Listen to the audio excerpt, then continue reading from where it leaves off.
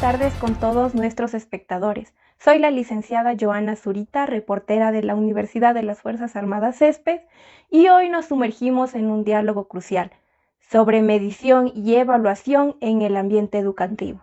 Contamos con la presencia de dos expertas en la materia, la licenciada Dayana Parra, especialista en la educación básica, y la licenciada Carmen Rúa, experta en evaluación integral. Hoy explicaremos la diferencia esencial entre medición y evaluación y cómo éstas influyen en el proceso educativo. Con un tiempo limitado de 45 segundos para cada respuesta, damos inicio a este debate. Comenzamos con la licenciada Dayana Parra. ¿Cuáles son los aspectos fundamentales que debe considerar un docente al seleccionar y construir un instrumento de medición para evaluar aprendizajes? Existen 6 aspectos muy importantes que se deben tomar en cuenta, pero destaco 3 principales que son la claridad. El proceso de medición debe ser claro y comprensible, tanto como para el docente y el estudiante. La validez. En la medición es necesario validar todos los conocimientos y habilidades o competencias a utilizar. Y la confiabilidad.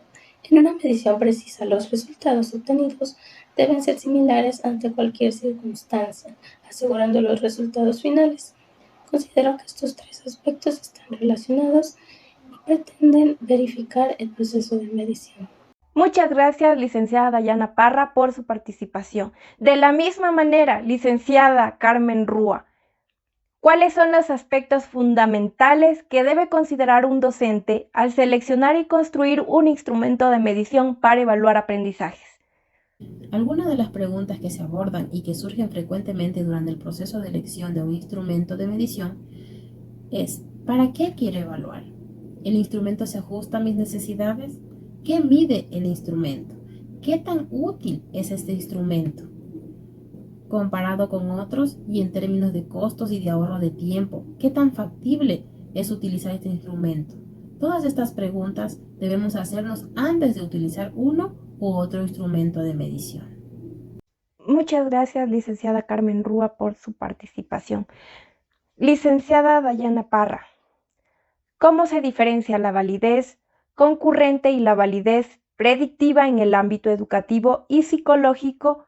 ¿Y cuál cree que sería más relevante en la evaluación de habilidades lingüísticas de los estudiantes? La validez de los criterios son aspectos que utilizamos para emitir valoraciones. Con la validez concurrente podemos correlacionar los resultados de pruebas con medidas ya existentes, mientras que la validez predictiva se centra más en conocer los resultados a futuro. Las dos son muy relevantes, pero considero más importante la validez predictiva porque podemos diseñar estrategias educativas que los estudiantes podrán enfrentar en un futuro. Muchas gracias, licenciada Dayana Parra. Licenciada Carmen Rúa, ¿cómo se diferencia la validez concurrente y la validez predictiva en el ámbito educativo y psicológico? ¿Y cuál cree que sería más relevante en la evaluación de habilidades lingüísticas de los estudiantes? La validez concurrente y la validez predictiva son dos tipos de validez utilizados en el ámbito educativo para evaluar la eficacia de un instrumento de medición. Estas dos formas de validez se diferencian principalmente en el momento en que se lleva a cabo la comparación entre el instrumento de medición y el criterio externo. Una puede ser útil para validar el nuevo test en relación con un estándar existente.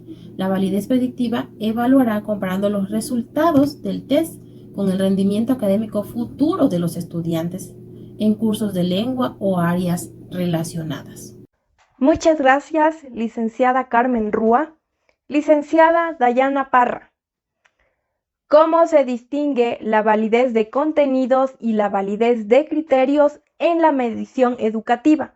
Por favor, ¿nos puede explicar a través de un ejemplo práctico cómo estos conceptos se aplican en la evaluación de los estudiantes? La validez de los contenidos asegura que las preguntas realizadas en una evaluación estén estrechamente relacionadas con los contenidos, por ejemplo, las evaluaciones de matemáticas o biología. mientras que la validez de criterios determinan si los resultados obtenidos en la evaluación concuerdan con ciertos estándares ya establecidos, como por ejemplo las pruebas de actuación, que ya cuentan con una rúbrica establecida. Muchas gracias, licenciada Dayana Parra. Licenciada Carmen Rúa, ¿cómo se distinguen la validez de contenidos y la validez de criterios en la medición educativa? Por favor, ¿nos puede explicar a través de un ejemplo práctico cómo estos conceptos se aplican en la evaluación de los estudiantes?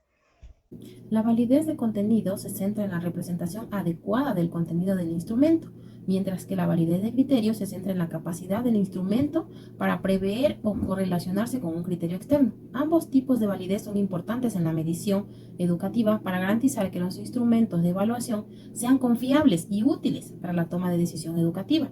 Es evaluar la efectividad y relevancia de un instrumento de medición, como por ejemplo un examen, una prueba o evaluación. Muchas gracias, licenciada Carmen Rúa. Licenciada Dayana Parra, ¿cuál es su opinión sobre cómo se evalúan los procesos en las aulas? ¿Cree usted que se le da la suficiente importancia a la evaluación para el aprendizaje en comparación con otros enfoques? Hoy en día se ha dado más importancia a las competencias en el ámbito educativo. En algunas escuelas, sobre todo las escuelas privadas, al no tener demasiado alumnado, los docentes desarrollan evaluaciones ajustadas a las necesidades de la mayoría de sus alumnos, mientras que en escuelas públicas aún no se ha dado suficiente importancia a este enfoque. Muchas gracias, licenciada Dayana Parra. Licenciada Carmen Rúa, ¿cuál es su opinión sobre cómo se evalúan los procesos en las aulas? ¿Cree usted que se le da la suficiente importancia a la evaluación para el aprendizaje en comparación con otros enfoques? La evaluación para el aprendizaje, en la actualidad, se centra en proporcionar retroalimentación continua a los estudiantes durante el proceso de enseñanza. Busca fortalecer y identificar áreas de mejora, fomenta la autorreflexión y apoya el desarrollo continuo de los estudiantes. Muchas gracias, licenciada Dayana Parra, licenciada Carmen Rúa, por sus aportaciones. A continuación, tenemos la participación de nuestro público. Como primer participante tenemos al señor Joao Murillo. Adelante, señor Murillo, con su pregunta. Existen diversas formas de evaluar a los estudiantes, pero dentro de las aulas el tipo de evaluación se repite, los exámenes escritos y orales. ¿Cómo podríamos evitar esto y hacer que los docentes innoven en la forma de evaluar los aprendizajes? Existen diversas formas de evaluar a los estudiantes, pero dentro de las aulas el tipo de evaluación se repite. Considero que el aprendizaje basado en proyectos es una gran herramienta que el docente puede utilizar como método innovador de la evaluación. Mediante la resolución de problemas, los estudiantes pueden ser capaces de investigar, colaborar, diseñar y presentar soluciones a problemas de la vida real. Muchísimas gracias al señor Joao Murillo por su participación. Y nuestro segundo participante es el señor Osvaldo Lara. Adelante, señor Lara, con su pregunta. Muchísimas gracias al señor Joao Murillo por su participación. Y nuestro segundo participante es el señor Osvaldo Lara.